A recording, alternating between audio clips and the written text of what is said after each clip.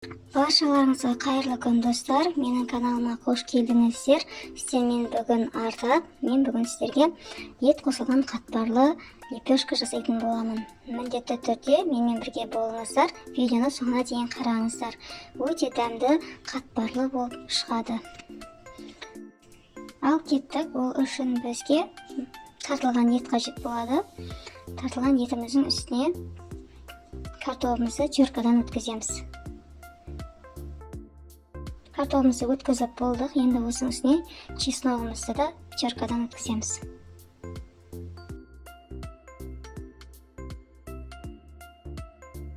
Әрі қарай көк жуамызды майдалап тураймыз және оны тартылған етіміздің үстіне салатын боламыз.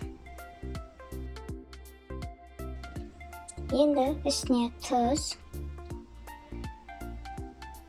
қалауымызша бұрыш, тұз бұрыш салып жақсылап араластырамыз.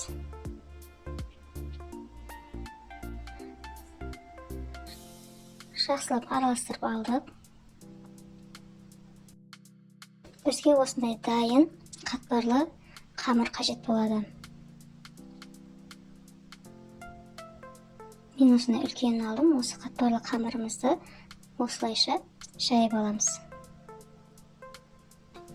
Әрі қарай оқтаумен осылай ұн себе отырып, ұзын етіп жайып аламыз. Мен осылай жайып шықтым. Қатты жұқа қылып жемейсіздер. Енді одан кейін салмамызды салып, барлығын жайып шығамыз. Қамырымыздың бетінен толықтай жайып шығамыз.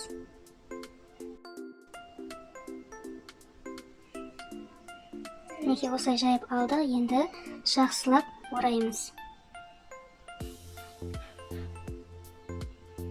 Ораған кезде тығыз қылып орағандарыңыз дұрыс. Сол кезде біздің кескен кезде салмамыз шашырап кетпейді.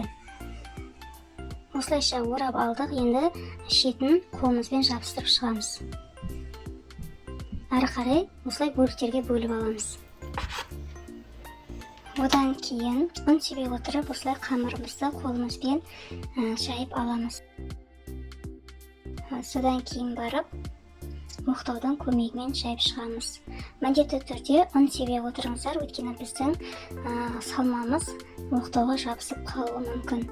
Сондықтан да ұн себе отырамыз. Мінекей достар, осылай дайын болды біздің лепешкаларымыз. Енді противенге салып, бетіне жұмыртқаның сарысын жағып шығамыз. Әрі қарай бетіне кунжут немесе мак сепсеңіздер болады. Мен кунжут септім.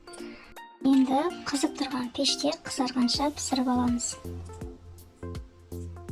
Мінекей достар, біздің ет қосылған қатпарлы лепешкамыз дайын болды.